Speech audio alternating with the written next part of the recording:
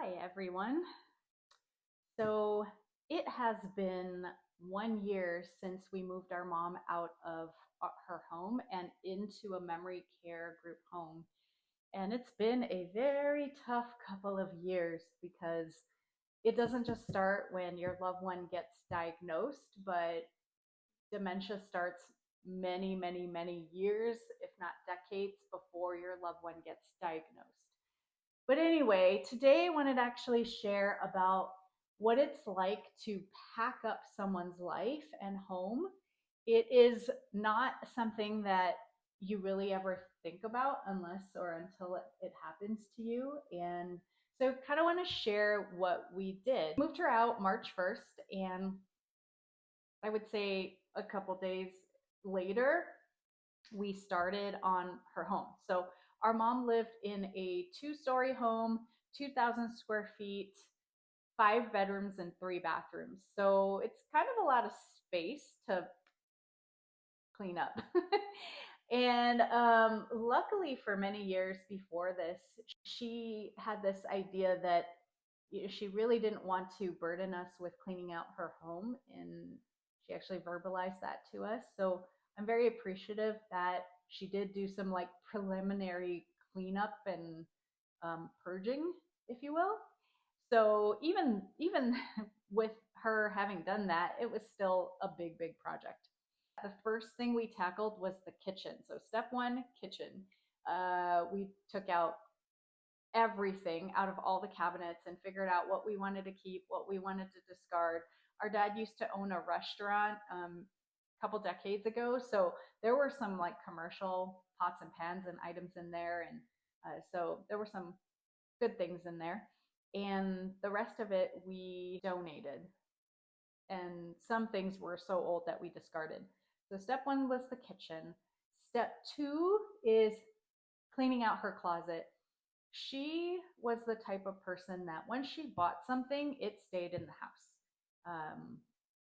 She worked very hard and could not bear the thought of wasting anything. So anything that she used her hard earned money on, she kept, even if she was no longer using it.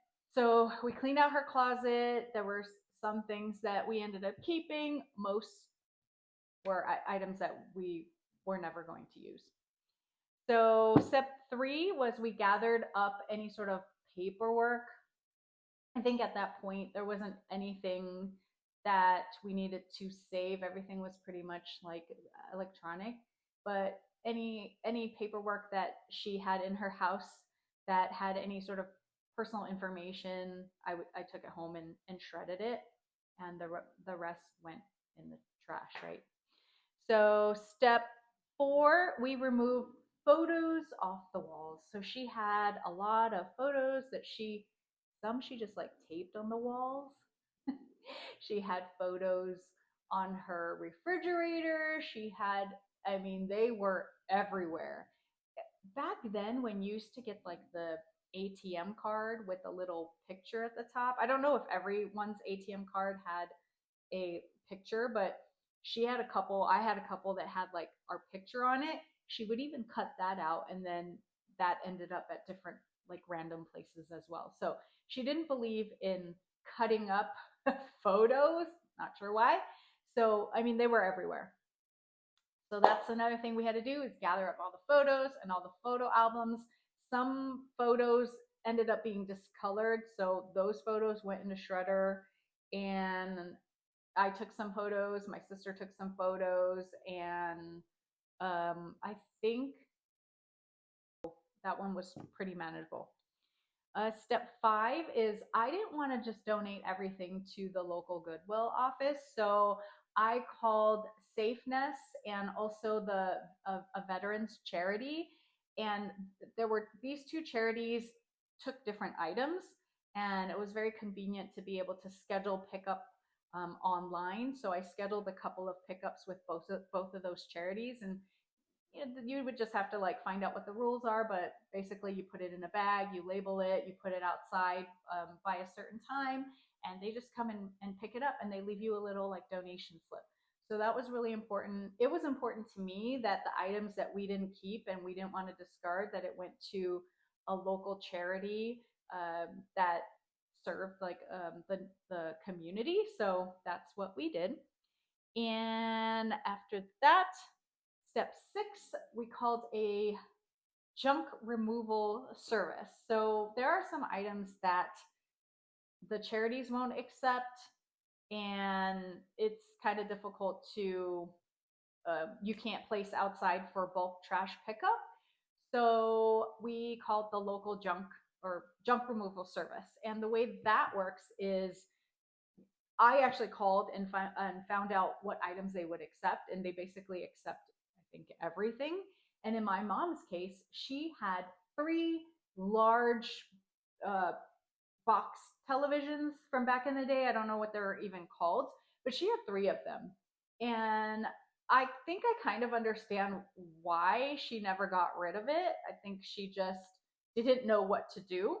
And every time we would go to her house and we would see this, we would say, Mom, you need to get rid of it. But we didn't really know what to do either. So you can't put that outside for bulk trash. And they're very heavy. So the junk removal service gave me a quote, and I said, okay, perfect. Scheduled a pickup. So they came with, it was 2 guys, and they removed those. They also removed some large furniture that we had no plans for. And I think a very large lamp. So just kind of like some miscellaneous things that the like safeness and the veterans charity wouldn't accept. It went to the junk removal service, and it was a convenient service. It does cost a couple of $100. So that's the thing that we didn't even think about when you're emptying someone's house. Not only is it a lot of work, but it gets pretty costly. It's not just free like you would expect. Step 7, we donated the rest of the items that didn't go to these charities. We donated it to Goodwill, and we also discarded a lot of things. So what we did was, over the course of several weeks, every single week we would put things, fill up the trash bins, and put it outside. And you could expedite the process by taking everything to the local dumpster, but we weren't really in the biggest rush. So I didn't feel like driving to the local dumpster or even figuring out how to do that. So I just did it like week by week. I would fill up the trash bins, roll it outside, and then the next week fill it up again. That's like the slow way of doing it, but it's the way we did it. And step 8, once the house was completely cleared out, which took a couple of months, the next step was to renovate it, because we had planned on putting it not on the market, but renting it out. So the next step was to contact 3 big vendors to do 3 big projects. So the first one was to rip out all the floors and put in new flooring. The house is about 22 years old. So while the flooring was still in pretty good condition, I wanted like brand new floors. So for the first floor, we went with a luxury vinyl, and on the staircase and the second floor, we went with carpet. So that was done fairly quickly, within a couple of days. Um, let's see. Then we wanted to make sure that the interior walls had a fresh coat of paint. So we got fresh paint in the entire house. And the third big project was to landscape her backyard and her front yard. Her backyard had never been landscaped before. And so that was a big project. That one just took a couple of days as well, but it looks gorgeous. So those were the 3 main things that we needed to get done. Once we were done with that, the house was ready, and we contacted a local property management company to start vetting out tenants. That project took, or process took, a couple of weeks, and by middle of August we had a tenant. So March 1st we moved her out. August 15th we had our first tenant. So every time I go and visit my mom now, I tell her that her house is being rented out and that she is a landlord, and she's always shocked about that. So that was the process. I'm so happy to be like on the other side of it all. But if you ever have to do this, you just take it one day at a time. Hopefully, if it's something you have to do, you don't have to rush. I have a friend who also did this, and he got all of his friends involved, and it took them 48 hours to clean out the house. Now, that seems crazy to me. Luckily, I had more time than 48 hours because I don't think I could have handled it.